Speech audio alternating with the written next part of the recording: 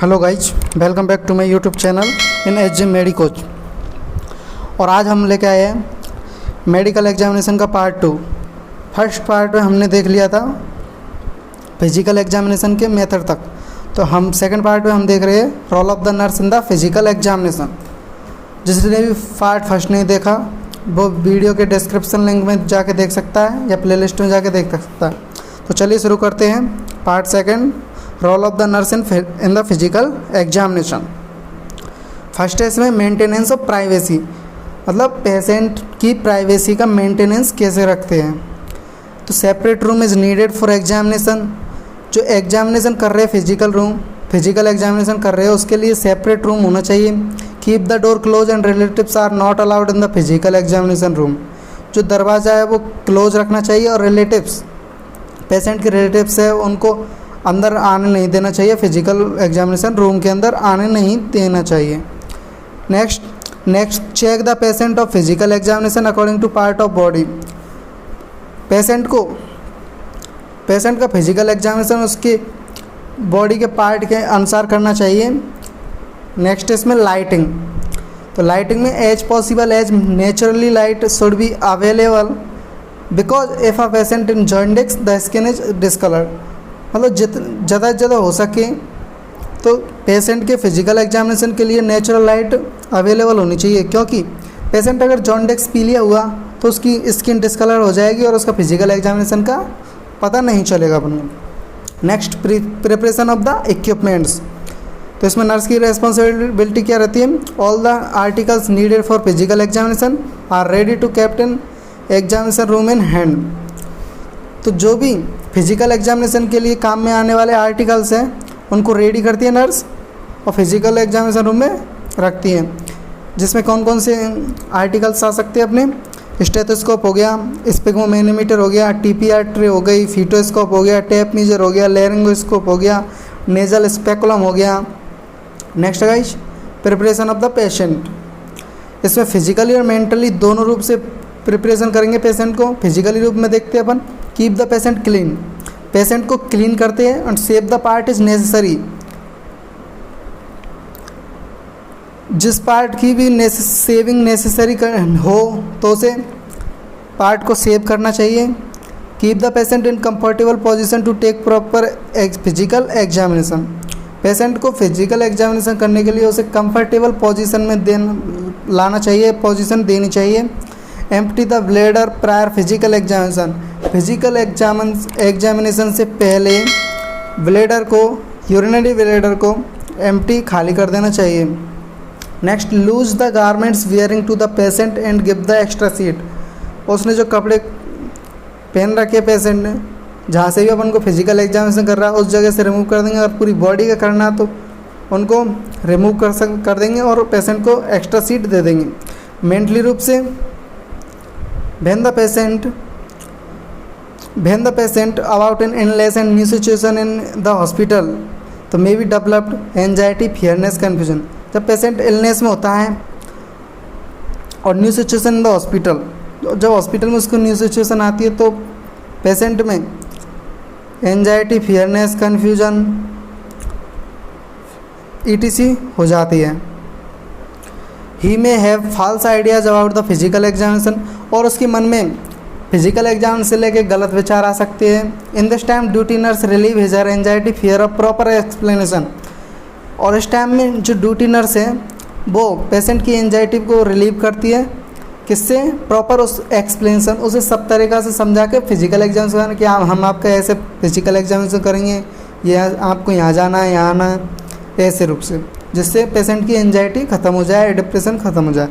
Next, explain the sequence of procedure to gain cooperation and confidence. Patient को explain करेंगे sequence of procedure का sequence है, आपके पहले ये करना है, ये करना है, ये करना है, जिससे कि पेशेंट कोऑपरेशन करे साथ में एंड कॉन्फिडेंस हो पेशेंट पे। Next guys, assistance in the examination. इसमें measurement of length of the body, जो चाइल्ड होता है उसकी बॉडी का मेजरमेंट करते हैं, लेंथ का एंड वेट का। After the child can stand, जब वह खड़ा होने लग जाता है तो उसकी हाइट का मेजर करते हैं। Usually the weight is taken without shoes, जब चाइल्ड का वेट है वो सूज के साथ भी लिया जाता है। To take weight of body to take weight of baby on the weighing machine. जो बेबी का वेट मेजर करेंगे अपन वो किस पर करेंगे, वेटिंग मशीन पे। Next guys, to measure the skull circumference. Skull circumference मतलब जो अपना कपाल या करोटी, तो कहाँ से करेंगे, from the above the eyes के जस्ट ऊपर से टू द ऑक्सीपिटल, आइज के जस्ट ऊपर से लेकर ऑक्सीपिटल तक कि स्कल में कोई प्रॉब्लम है या नहीं। नेक्स्ट है examination of eyes, ears, nose, throat and mouth. हम सबसे पहले देख रहे हैं गाइज एग्जामिनेशन ऑफ आइज। तो इसमें examination is done in lying and sitting position. Eyes का एग्जामिनेशन होता है वो लाइनिंग पोजीशन या सिटिंग पोजीशन में हो सकता है। इसमें जो इंस्ट्रूमेंट काम में लिया जाता है उसका नाम है ऑप्थेल्मोस्कोप, ये ध्यान रखना आप। और इसमें टू डिटरमाइन, किसका डिटरमाइन करने के लिए किया जाता है, मूवमेंट ऑफ आइज देखा जाता है, रिएक्शन टू लाइट, लाइट के प्रति उसका क्या रिएक्शन है, and detail examination of whole eyes, या तो संपूर्ण आइज का डिटेल एग्जाम्स करेंगे या पार्ट ऑफ आइज, किसी भी पार्ट के आइज के किसी पार्ट का भी एग्जामिनेशन कर सकते हैं। फिर next physical examination of ears. तो examination is done in lying and sitting position towards the upside. इसमें lying and sitting position towards the upside मतलब लेटरल होके एक बार कान को मतलब ईयर को अपन ऊपर, जिससे कि उसमें सीधा देख सकते हैं।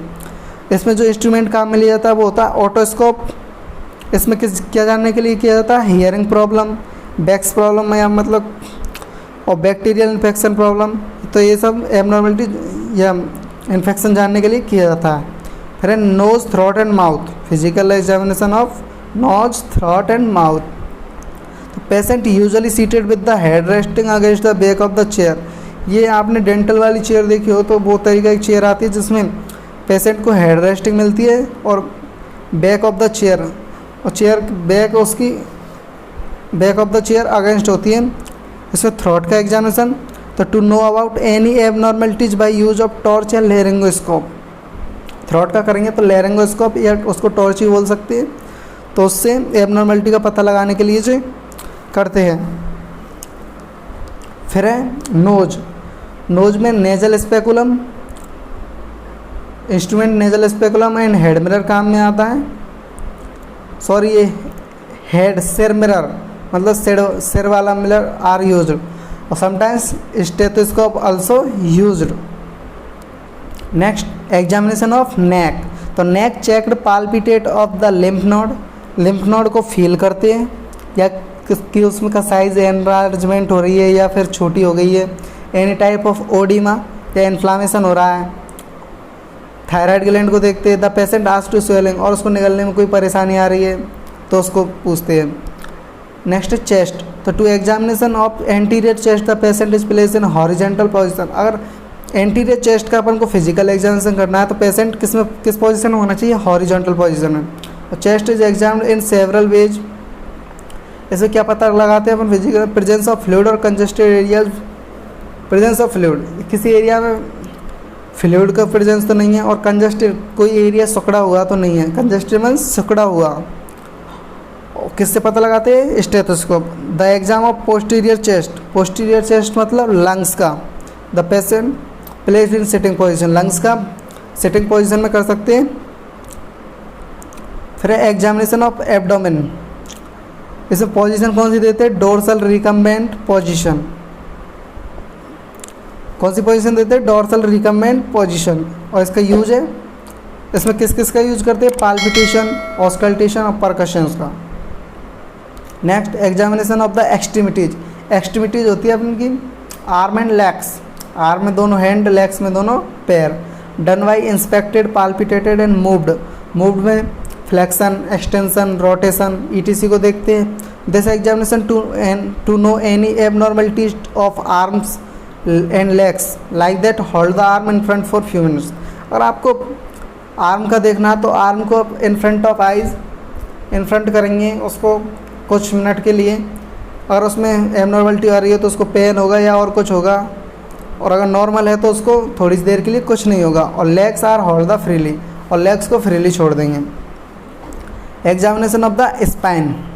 इसमें पोजीशन देंगे अपन स्टैंडिंग पोजीशन, और इसमें क्या डिटरमाइन करने के लिए किया जाता है? एनी एबनॉर्मल कर्वेचर इन स्पैन, स्पैन में कोई कर्वेचर नहीं आ रहा है, कोई एबनॉर्मलिटी तो नहीं हो रही है, इसका पता लगाने के लिए किया जाता है span. The fingers are moved over the span to detect spine bifida, जो फिंगर्स स्पाइन को फिंगर्स द्वारा पाल्पिटेट फील करते हैं डिटेक्ट करने के लिए spine bifida. What is spine bifida? तो a birth defect in which are developing babies spinal cord fails to develop properly. ये बर्थ से एक डिफेक्ट होता है, या बर्थ डिफेक्ट बोल सकते हैं, जो चाइल्ड में होता है, जिसमें स्पाइनल कॉर्ड फेल्स हो जाती है, किसका डेवलप करने में फेल हो जाती है, मतलब उसका प्रॉपरली डेवलप नहीं हो पाता है। Examination of the genital organs, इसमें पोजीशन देंगे डोर्सल रिकम्बेंट पोजीशन और लिथोटोमी पोजीशन। इसमें जेनिटल ऑर्गन्स में कुछ एनलार्जमेंट हो रहा है या कोई छोटा हो रहा है, एनी एबनॉर्मलिटीज को देख सकते हैं। Next examination of rectum, this examination done by doctor और नर्स, ये एग्जामिनेशन डॉक्टर और नर्स दोनों के द्वारा किया जा सकता है। इससे पोजीशन कौन कौन से है? डोर्सल रिकम्बेंट पोजीशन और lateral position to determine any abnormalities in rectum such as fissure. Fissure क्या होता है? स्टूल पास आउट करते तो उनको पेन होता है, पेन के साथ एनस की आने की संभावना रहती है, ये होता है फिशर। पाइल्स हम जानते हैं, इन्फ्लामेशन ऑफ एनस का इन्फ्लामेशन हो गया। हेमरॉइड्स या मेलेना भी बोलते हैं इसको, मतलब ब्लड विद स्टूल के साथ ब्लड का आना मेलेना या हेमरॉइड्स कहलाता है। This examination is done by rectoscope या प्रोक्टोस्कोप। रेक्टम का फिजिकल एग्जामिनेशन रेक्टोस्कोप के द्वारा किया जाता है। आपको इसमें जो ये इंस्ट्रूमेंट दिए गए हैं वो उनका ध्यान रखना है और पोजीशन का मेन ध्यान रखना है।